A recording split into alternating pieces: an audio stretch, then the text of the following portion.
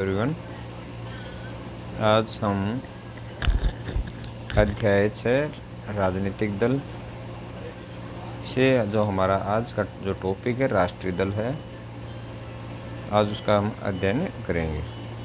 वैसे आप सभी को पता है कि जो राष्ट्रीय दल हैं वो हमारे 7 हैं।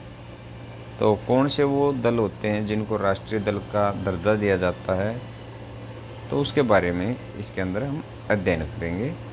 चलिए, विश्व के संघीय व्यवस्था वाले लोकतंत्रों में 2 तरह के राजनीतिक दल हैं। संघीय इकाइयों में से सिर्फ एक इकाई में अस्तित्व रखने वाले दल और अनेक या संघ की सभी इकाइयों में अस्तित्व रखने वाले दल। भारत में भी यही स्थिति है। कई पार्टियां पूरे देश में फैली हुई हैं और उन्हें राष्ट्रीय पार्टी कहा जाता है। तो राष्ट्रीय पार्टी कौन सी है?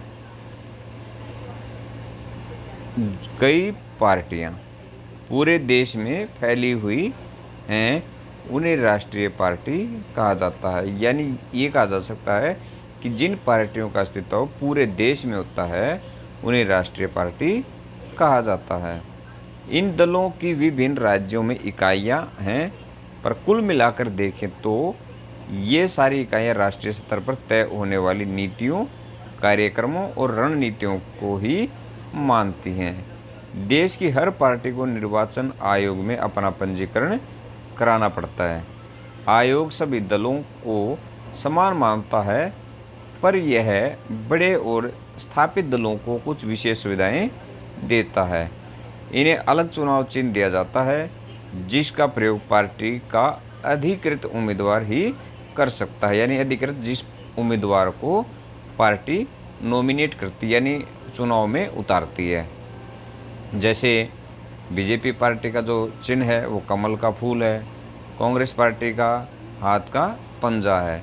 तो ये राष्ट्रीय पार्टियां, कई बार क्वेश्चन पूछा भी जाता है कि जो बीजेपी पार्टी है उसका जो चुनाव चिन्ह क्या है, कांग्रेस का चुनाव चिन्ह क्या है। कई बार पूछ लिया जाता है कि इंडियन नेशनल लोक दल का चुनाव चिन्ह क्या है। इस विशेषाधिकार और कुछ अन्य लाभ पाने वाली पार्टियों को मान्यता प्राप्त दल कहते हैं। चुनाव आयोग ने स्पष्ट नियम बनाए हैं कि कोई दल कितने प्रतिशत वोट और सीट जीतकर मान्यता प्राप्त दल बन सकता है। जब कोई पार्टी राज्य विधानसभा के चुनाव में कुल मतों का 6% या उससे अधिक हासिल करता है, यानी क्या कहा कि कोई भी जो चुनाव होते हैं उसके अंदर, कोई भी चुनाव होते हैं उसके अंदर यदि कुल मतों का 6% या इससे अधिक यदि कोई पार्टी मत प्राप्त कर लेती है, तो उसको राष्ट्रीय दल का दर्जा दे दिया जाता है। या कम से कम 2 सीटों पर जीत दर्ज करती है, तो उसे अपने राज्य के राजनीतिक दल के रूप में मान्यता मिल जाती है। यानी राज्य यानी एक क्षेत्रीय पार्टी की मान्यता कब मिलती है? जब वह कम से कम राज्य में 2 विधानसभा की सीट जीत लेता है, तो उसको अक्षेत्रीय पार्टी की या राजनीतिक दल की मान्यता प्राप्त हो जाती है। और यह कुल पड़े हुए मतों का 6% या इससे अधिक मत वो प्राप्त करता है, तो उसको राजनीतिक दल की मान्यता प्राप्त हो जाती है।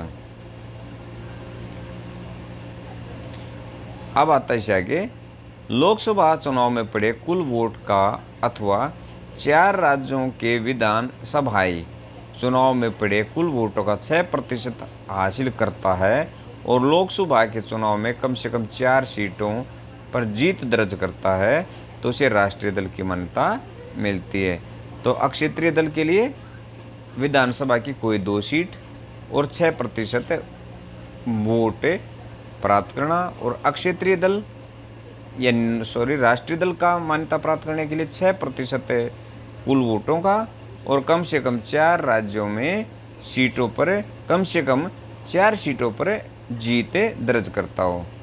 इस वर्गीकरण के हिसाब से 2017 में देश में 7 राजनीतिक या राष्ट्रीय स्तर पर मान्यता प्राप्त दल थे। आइए इनमें से प्रत्येक के बारे में कुछ महत्वपूर्ण तथ्य जान लें। सबसे पहले ऑल इंडिया तृणमूल कांग्रेस। कई बार इस प्रकार के भी क्वेश्चन पूछे जाते हैं कि ये पूछा जा सकता है कि ऑल इंडिया तृणमूल कांग्रेस की स्थापना कब हुई थी। तो इसकी स्थापना 1 जनवरी 1998 को ममता बनर्जी के नेतृत्व में बनी थी। तो 1998 में ममता बनर्जी के नेतृत्व में इसे 2016 में राष्ट्रीय दल के रूप में मान्यता प्राप्त हुई। पुष्प और तृण पार्टी का प्रतीक यानी उनका चुनाव चिन्ह है। धर्मनिरपेक्षता और संघवाद के प्रति प्रतिबद्ध 2011 से पश्चिम बंगाल में सत्ता में है। तो सत्ता में कब आई है? 2011 में। और इसका प्रमुख क्षेत्र क्या है? पश्चिम बंगाल है। अरुणाचल प्रदेश, मणिपुर और त्रिपुरा में भी इसकी उपस्थिति है। 2019 में हुए आम चुनाव में इसे 4.07% वोट मिले और 22 सीटों पर जीत हासिल हुई, जिससे लोकसभा में यह चौथी सबसे बड़ी पार्टी बन गई। इसके बाद आता बहुजन समाज पार्टी। स्वयं स्वर्गीय कांशीराम के नेतृत्व में 1984 में गठन हुआ। तो बहुजन समाज पार्टी के जो का नेतृत्व है या गठन है किसके द्वारा किया गया था? स्वर्गीय कांशीराम ने 1984 में। बहुजन समाज जिसमें दलित, आदिवासी, पिछड़ी जातियां और धार्मिक अल्पसंख्यक शामिल हैं के लिए राजनीतिक सत्ता पाने का प्रयास और उनका प्रतिनिधित्व करने का दावा। पार्टी साहू महाराज, महात्मा फूले, पेरियार रामस्वामी नायकर और बाबा साहब अम्बेडकर के विचारों और शिक्षाओं से प्रेरणा लेती है। दलितों और कमजोर वर्ग के लोगों के कल्याण और उनके हितों की रक्षा के मुद्दों पर सबसे ज़्यादा सक्रिय इस पार्टी का मुख्य आधार उत्तर प्रदेश में है, पर मध्य प्रदेश, छत्तीसगढ़, उत्तराखंड, दिल्ली और पंजाब में भी यह पार्टी पर्याप्त ताकतवर है। अलग अलग पार्टियों से अलग अलग अवसरों पर समर्थन लेकर इसने उत्तर प्रदेश में 4 बार सरकार बनाई। इस दल को 2019 में लोकसभा चुनाव में करीब 3.63% यानी प्रतिशत वोट मिले और 10 सीटें मिली। अब आता है नेक्स्ट भारतीय जनता पार्टी यानी बीजेपी। पुराने जनसंघ को, जिसे श्यामा प्रसाद मुखर्जी ने 1951 में गठित किया, पुनर्जीवित करके 1980 में यह पार्टी बनी। यानी पहले ये कांग्रेस का एक हिस्सा था, तो 1979 में ये कांग्रेस से अलग हुई थी और 1980 में इसका गठन किया गया था। भारतीय प्राचीन संस्कृति और मूल्य, दीनदयाल उपाध्याय के विचार, समग्र मानवतावाद एवं अंत्योदय से प्रेरणा लेकर मजबूत और आधुनिक भारत बनाने का लक्ष्य है। भारतीय राष्ट्रवाद और राजनीति की इसी अवधारणा में सांस्कृतिक राष्ट्रवाद एक प्रमुख तत्व है। पार्टी जम्मू कश्मीर को क्षेत्रीय और राजनीतिक स्तर पर विशेष दर्जा देने के खिलाफ है, यानी जिसका जिक्र धारा 370 में किया गया है। तो इस पार्टी ने क्या किया? 370 को जम्मू कश्मीर से हटाया। वह देश में रहने वाले सभी धर्मों के लोगों के लिए समान नागरिक संहिता बनाने और धर्मांतरण पर रोक लगाने के पक्ष में है, यानी जो धर्म परिवर्तन होता है उसके ऊपर रोक लगाने में पक्ष में है। 1990 के दशक में इसके समर्थन का आधार काफ़ी व्यापक हुआ।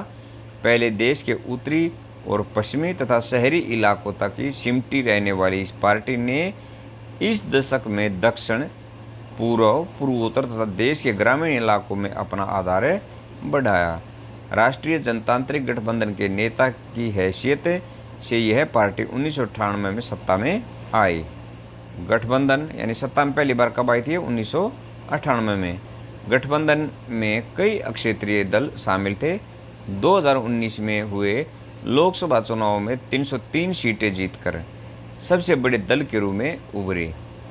अभी केंद्र शासन करने वाली राष्ट्रीय जनतांत्रिक गठबंधन का नेतृत्व यही दल कर रहा है।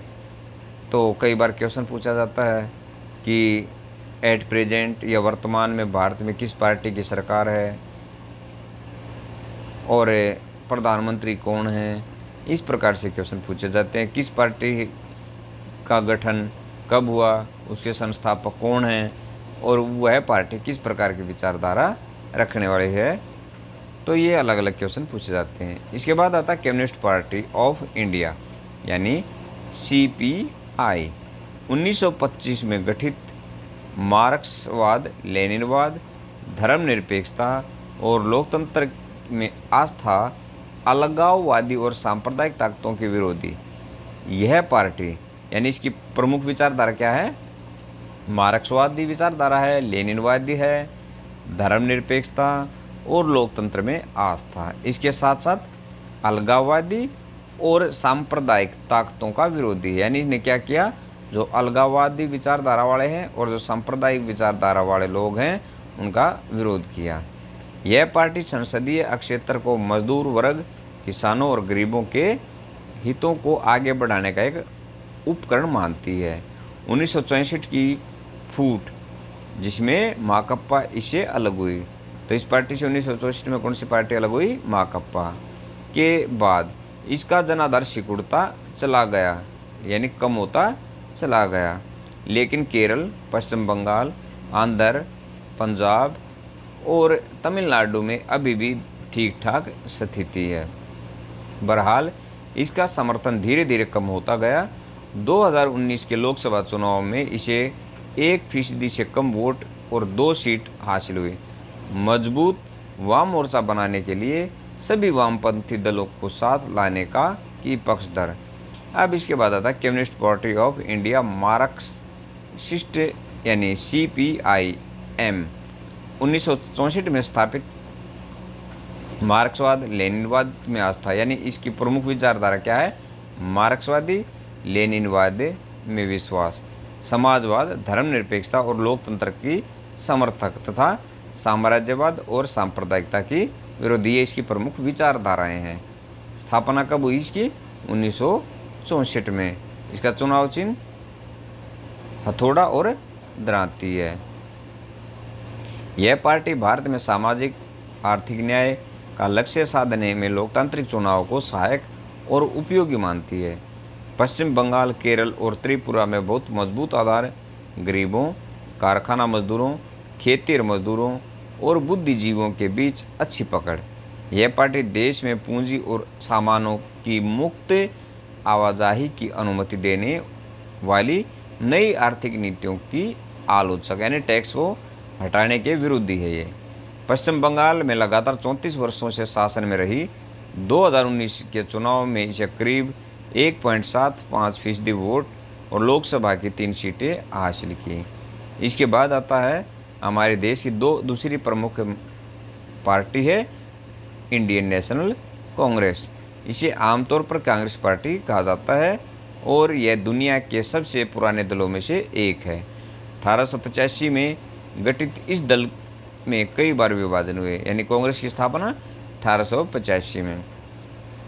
आज़ादी के बाद राष्ट्रीय और क्षेत्रीय स्तर पर अनेक दशकों तक इसने प्रमुख भूमिका निभाई। जवाहरलाल नेहरू की अगुवाई यानी नेतृत्व में इस दल ने भारत को एक आधुनिक धर्मनिरपेक्ष लोकतांत्रिक गणराज्य बनाने का प्रयास किया। 1971 तक लगातार और फिर 1980 से 1989 तक इसने देश पर शासन किया। 1989 के बाद इस दल के जन समर्थन में कमी आई, यानी आज इसका जो जन समर्थन था वो क्या हो गया, नए मात्रा यानी बहुत ही कम इसका प्रभाव देखने को मिलता है। पर अब ये पूरे देश और सभी वर्गों में, इसके बाद आएगा पर अभी यह पूरे देश और समाज के सभी वर्गों में अपना आधार बनाए हुए है। अपने वैचारिक रुझान में मध्यम मार्गी यानी न वामपंथी न दक्षिणपंथी। इस दल ने धर्मनिरपेक्षता और कमज़ोर वर्गों तथा अल्पसंख्यक समुदाय के हितों को अपना मुख्य एजेंडा बनाया। यह दल नई आर्थिक नीतियों का समर्थक है, पर इस बात को लेकर भी सचेत है कि इन नीतियों का गरीब और कमज़ोर वर्गों पर बुरा असर न पड़े। 2004 से 2014 तक संयुक्त प्रगतिशील गठबंधन यानी यूपीए सरकार का नेतृत्व। 2014 और 2019 के लोकसभा चुनाव में यह पार्टी पराजित हुई। 2019 के लोकसभा चुनाव में इसे 52 सीटें मिली। अब इसके बाद आता है नेशनलिस्ट कांग्रेस पार्टी। इसमें देखते हैं आज हमें कितना करेंगे, लास्ट है आज के लिए ये। कांग्रेस पार्टी के विभाजन के बाद 1999 में यह पार्टी बनी, यानी किससे अलग हुई थी कांग्रेस पार्टी से 1999 में।